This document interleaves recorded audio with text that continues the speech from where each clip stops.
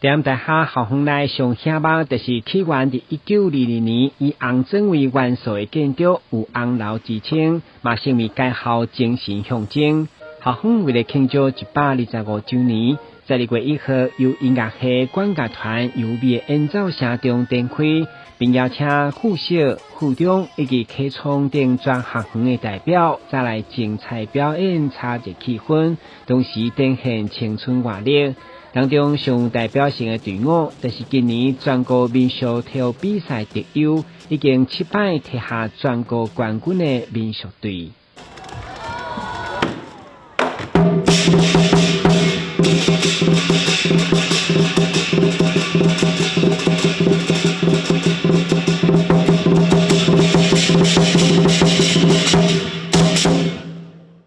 一连串精彩表演过后，就是由各校校长加学生代表展开传统开锣典礼重头戏，象征新的开始，承先启后的重要时刻。请鸣锣。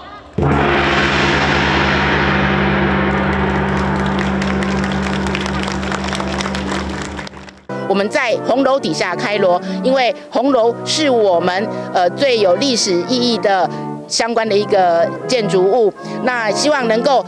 展现着我们丰厚的办学的一个成果，在各方面，包含世界排名、亚太排名，也都在有不错的成绩。那今年我们又开始了新任的校长，我们又